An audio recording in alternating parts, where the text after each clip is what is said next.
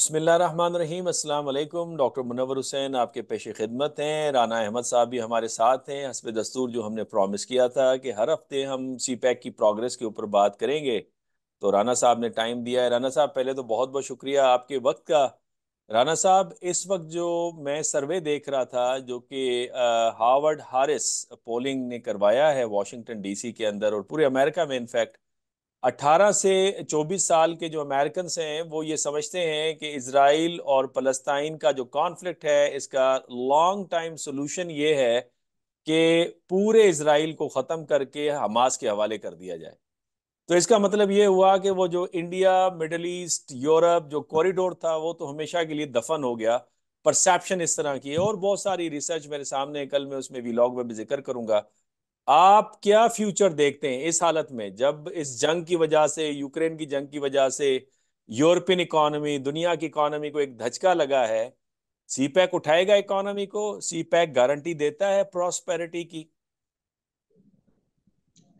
जी sir, बात आपने काफी लंबी छेड़ी अमेरिका से लेकर और सीपैक तक।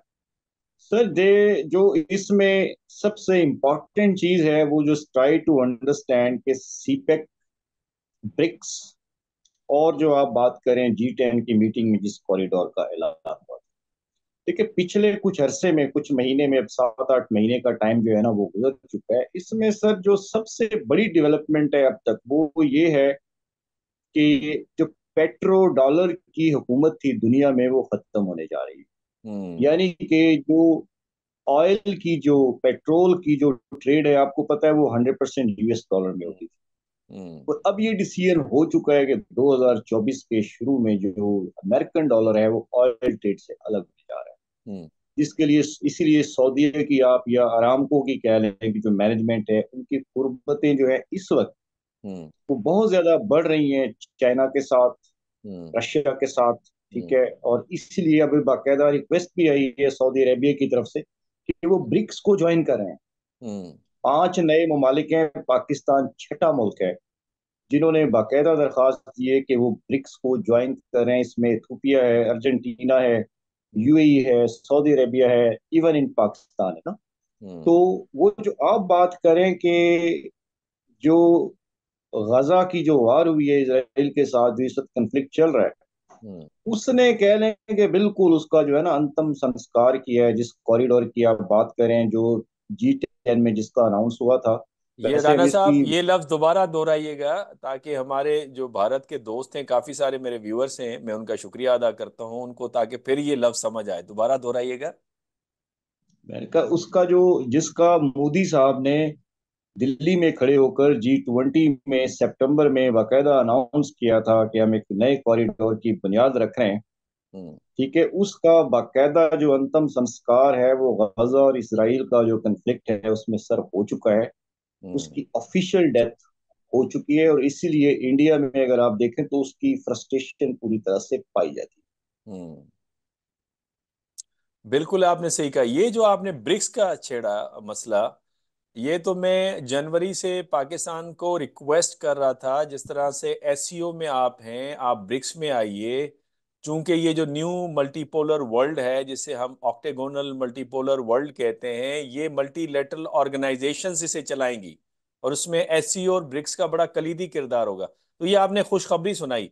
राना साहब, ये फरमाइएगा, पाकिस्तान की जो शमूलियत हो जाती है ब्रिक्स में, तो इससे सीपैक पे क्या असरात होंगे, इस रीजन पे क्या असरात आप देखते हैं?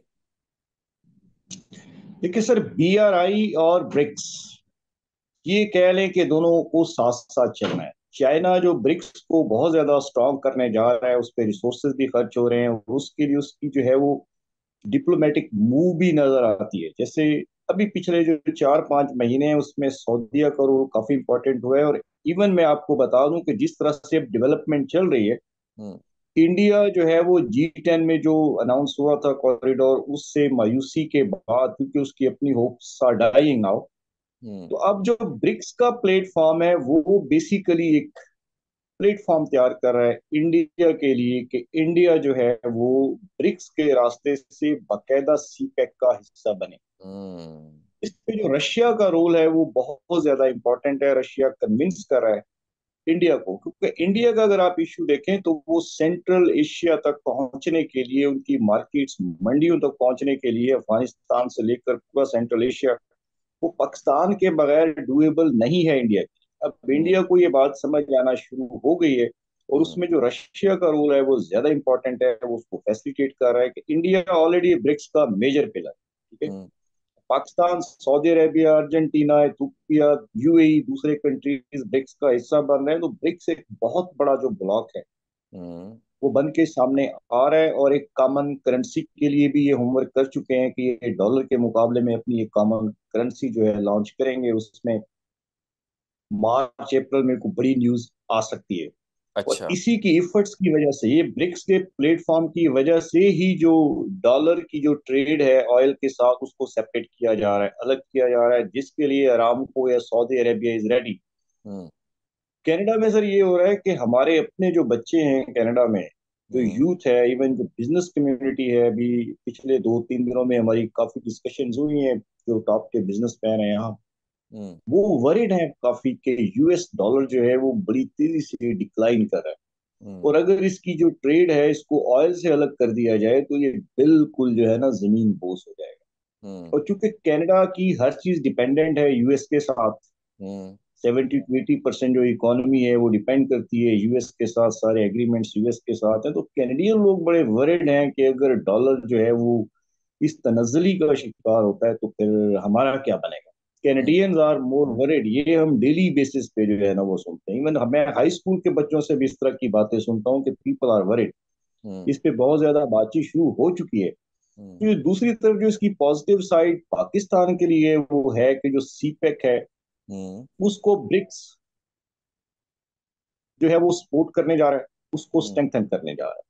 और हम्म। आप देखेंगे कि 2024 के शुरू में जो इंडिया का रोल है वो रिगार्डिंग पाकिस्तान नई गवर्नमेंट आने के बाद या सीपैक, वो आपको पॉजिटिव होता हुआ नजर आएगा। हम्म। और रशियंस और चाइनीज ने जो है इस तरह की न्यूज देना शुरू कर दी है कि इंडिया जो है वो एग्री दिखाई देता है सीपैक का पार्ट बनने के लिए, क्योंकि हम्म। उसकी जो होप्स हैं वो जो दूसरा कॉरिडोर है उस हवाले से वो खत्म हो चुकी हैं। तो वो जो है इस रीजन में, चूंकि चाइना रशिया बड़ी तेजी से उभर रहे हैं, ठीक है, सऊदीया उनके साथ खड़ा है, तो ये सारे मिल को इंडिया को जो है वो एग्री करें कि आप सीपेक का हिस्सा बने, ताकि आपकी जो रसाई है वो सेंट्रल एशिया की मंडीज तक, इवन अफ्रीकन मंडीज तक वो ज्यादा इजी हो। हम्म। क्योंकि इंफ्रास्ट्रक्चर तो रेडी हो चुका है ना, अफगानिस्तान है, ईरान है, पाकिस्तान है, they are already part of BRI। Hmm. यहाँ पे बिलियंस डॉलर खर्च हो रहे हैं, इवन ईरान में $400 बिलियन खर्च हो रहे हैं। हम्म। ठीक है, तो इंफ्रास्ट्रक्चर रेडी है, उससे इंडिया को कोई प्रॉब्लम नहीं होना चाहिए फायदा उठाने में। हम्म।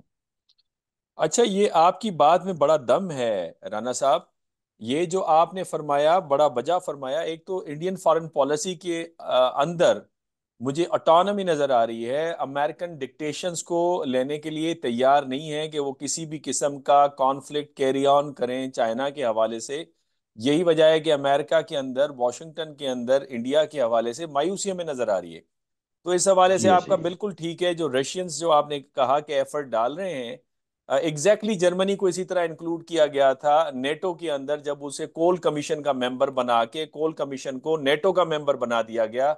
और इस तरह जर्मनी नेटो का मेंबर बन गया था, जिसपे पहले फ्रांस को एतराजात थे। बहरहाल वही तरीका मैं समझता हूं कि रशियंस, आपने बताया कि रशियंस कोशिश कर रहे हैं कि इंडियंस BRI का हिस्सा बन जाएं। तो मेरा ख्याल है तो फिर तो रशियंस ने कन्विंस भी किया होगा कि भाई अगर इसमें ब्रिक्स के अंदर पाकिस्तान की शमूलियत होती है तो इंडिया को कोई एतराज नहीं होना चाहिए अगर उनकी कोई इस तरह की रिजर्वेशंस होंगी। नहीं सर, इस हवाले से आप देखेंगे कि इंडिया का भी पॉजिटिव जो है वो आपको एटीट्यूड नजर आएगा, और रशिया इस हवाले से काफी खुल के बातें करना शुरू हो गया है हम्म। कि ना सिर्फ इंडिया को इतराज होगा पाकिस्तान की शमूलियत पे, बल्कि जो है वो सीपेक को ज्वाइन करने के लिए हम्म। इंडिया जो है वो कंफर्टेबल नजर आता है। लेकिन इस हवाले से बहुत ज्यादा डायलॉग्स लम्हे मौजूद में चल रही हैं। हम्म। और ये है कि मार्च अप्रैल में नेक्स्ट ईयर इस तरह की कोई बड़ी न्यूज आ सकती है, लेकिन इसमें रशिया का ये कहना है कि इसमें कोई ऐसी मुश्किलात या दिक्कत नजर नहीं आती कि इंडिया सीपेक को ज्वाइन ना करे। वो काफी ब्राइट चांसेस हैं और उसकी तरफ से काफी पॉजिटिव न्यूज आ रही है। हम्म। बाकी जो पाकिस्तान के लिए एक और बड़ी खबर है जो पिछले दिनों में सामने आई है, वो जो चाइना का सबसे बड़ा कमर्शियल बैंक है आईसीबीसी, जी। वो पाकिस्तान में बाकायदा अपनी सर्विसेज का आगाज करने जा रहा है। ये वर्ल्ड के टॉप के बैंक्स में आता है और अच्छा। ये पाकिस्तानियों के लिए, सी पैक के लिए ये बहुत बड़ी खबर है। हम्म। वो जो हम बात कर रहे थे, हमने लास्ट वीलॉग में भी बात की थी कि पाकिस्तान के लिए जो है ना, नेक्स्ट मार्च अप्रैल से बहुत अच्छी खबरें आना शुरू हो जाएंगी। तो उसका आगाज ऑलरेडी हो चुका है। अभी लास्ट वीक जो है अरामको ने भी बहुत बड़ी इन्वेस्टमेंट की है पाकिस्तान में। हम्म। इसी तरह एक स्विस कंपनी है, उसने बहुत बड़ी इन्वेस्टमेंट की है। तो इन्वेस्टर्स का जो कॉन्फिडेंस है अबाउट पाकिस्तान, वो बहाल होना शुरू हो गया है। तो उसका जो सबसे बड़ा सबूत है वो आपकी स्टॉक जो मार्केट है उसमें जो हम्म। पॉजिटिविटी आपको नजर आई है, ये एक इंडिकेटर है कि भाई ये चीजें जो है वो एक पॉजिटिव डायरेक्शन की तरफ चलना शुरू हो गई। हम्म। अच्छा, ये आपने कनाडा का भी मसला छेड़ा। ये मेरा शुरू से लेकर मौक़िफ़ है, और हम यूनिवर्सिटीज़ के अंदर डिबेट भी करते हैं। खुद पीटीबी के ऊपर मैंने कई दफ़ा ये बात कही कि देखें, बहुत सारी कॉमनैलिटी है बिटवीन कनाडा एंड पाकिस्तान, बहुत सारे इश्यूज़ के ऊपर। और कैनेडियंस, आप तो चूंकि कनाडा में रहते हैं, कैनेडियंस अपनी इकोनॉमी को डाइवर्सिफाई करना चाहते हैं। जिस तरह आपने कहा, यूएस डिपेंडेंट इकोनॉमी, अगर डॉलर गिरता है तो कैनेडियन इकोनॉमी का क्या बनेगा। तो इसी वजह से डाइवर्सिफाई करना चाहते हैं, स्पेशली लिबरल्स जो आजकल जिनकी हुकूमत है। और मैंने पाकिस्तान से कहा, आपके पास तो सी पैक है, तो आप कनाडा के साथ थोड़ा सा इंटरेक्शन कीजिए, ताकि उनको इनवाइट कीजिए कि सी पैक के जरिए से आप अपनी इकोनॉमी को डाइवर्सिफाई कर सकते हैं, आप इसमें शामिल होइए। तो मेरा ख्याल है ये अच्छा मौका है। लेकिन राना साहब, एक और भी न्यूज़ चल रही है कि अगर पाकिस्तान के अंदर स्टेबिलिटी नहीं रहती, जो कि होस्टाइल एजेंसी चाहती हैं कि अफगानिस्तान और केपीके और बलूचिस्तान के अंदर ये मामला रहे, तो उस सूरत में आपको लगता है कि वाखान कॉरिडोर के जरिए से चाइना कनेक्ट करेगा अपने आप को सेंट्रल एशिया और ईरान के साथ? क्योंकि कहा यह जा रहा है कि 5-1 किलोमीटर का रोड वहां पे बना लिया गया है।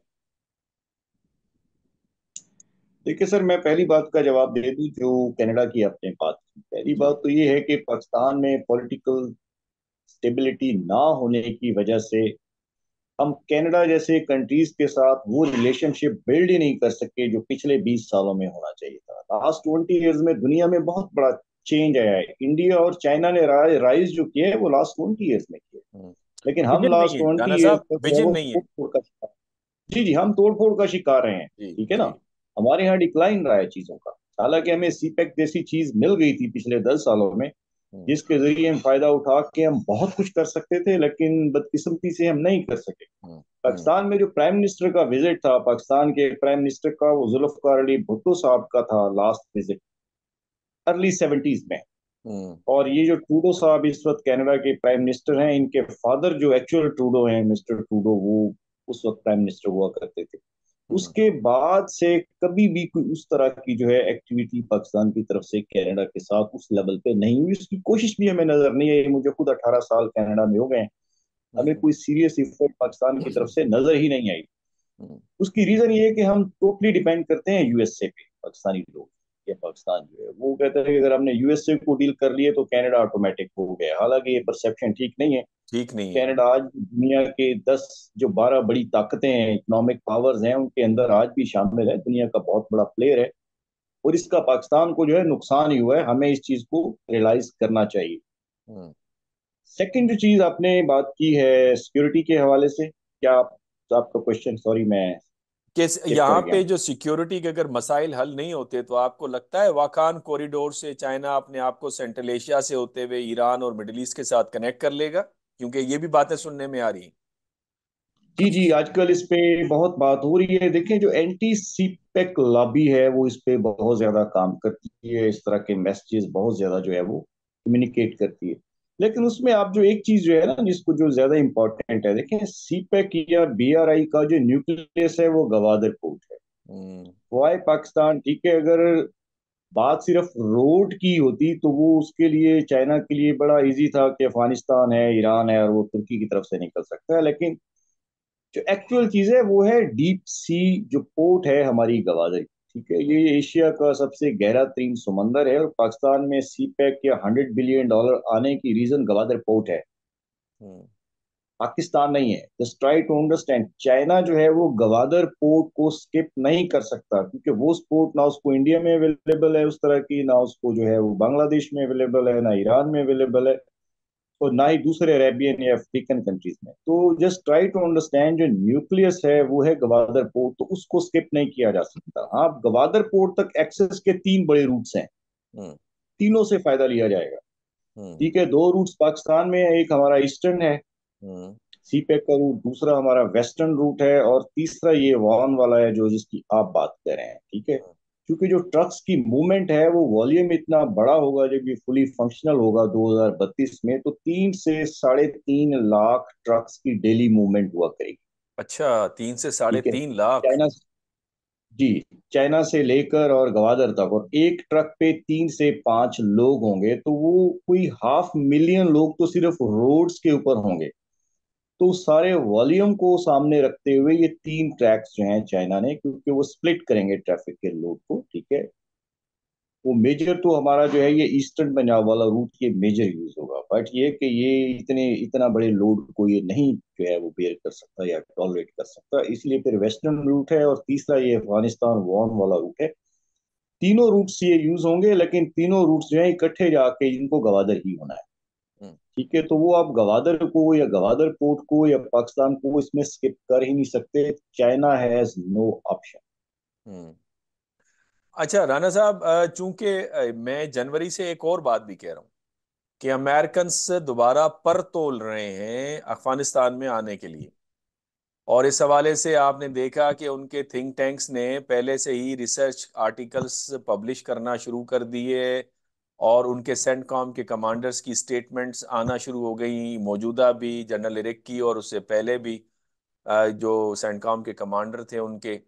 और हालांकि अमेरिकन के पास इस वक्त पैसा नहीं है कि वो एक मजीद ऑपरेशन कहीं भी कर सकें, ये बड़ी वजाहत के साथ वाशिंगटन के अंदर डिबेट हो रही है। इसलिए उन्होंने ऑस्ट्रेलियन से कहा है कि यार आ जाओ, अपनी बैटल शिप्स भेजें यहाँ पे पर्शियन गल्फ में, और इधर फलस्तीन के मसले को संभालने के लिए। ऑस्ट्रेलियन से कि भाई ये हम नहीं करने लगे, तो लिहाजा उन्होंने एयरक्राफ्ट कैरियर तो भेज दिए, लेकिन वो सारा जो नेवल ऑपरेशन का जो बजट था वो उधर लग रहा है, तो ट्रेनिंग्स वगैरह जो है वो नहीं हो पा रही है, और अमेरिकन बड़ी मुश्किल में है इस वक्त।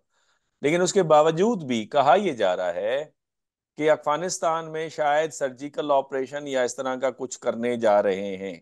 अगर तो अमेरिकन आते हैं और अफगानिस्तान में स्टेबिलिटी नहीं आती, जो कि बजाहिर चीजों से लग भी रहा है, तो उस सूरत में आप सीपैक का, गवादर का फ्यूचर क्या देखते हैं? देखिए, मैंने पहली जो बात की वो इसी वजह से की कि 3 डिफरेंट रूट्स को स्टैब्लिश करना क्यों इम्पोर्टेंट था। चाइना के माइंड में ये चीज पहले से है कि अगर अनस्टेबिलिटी पाकिस्तान में नहीं रहती तो अफगानिस्तान इज ए ऑप्शन। ठीक है, अगर अफगानिस्तान में नहीं रहती तो पाकिस्तान इज ए ऑप्शन, तो उसने दोनों ऑप्शंस को अलाइव रखना है, साथ लेकर चलना है गवादर पोर्ट तक रीच करने के लिए। ठीक है, जो आप बात करें, अभी पिछले दिनों में अब ये भी बात शुरू हुई है कि अफगानिस्तान से कहा जा रहा है तालिबान गवर्नमेंट से कि आप कोई इलेक्शन करवाएं, अच्छा। कोई एक इलेक्टेड जो है सेटअप लेकर आए। ठीक है, ये वेस्टर्न पावर्स की तरफ से कम्युनिकेट होना शुरू हो गया उनको, अब वो इलेक्शन होता है या नहीं होता है।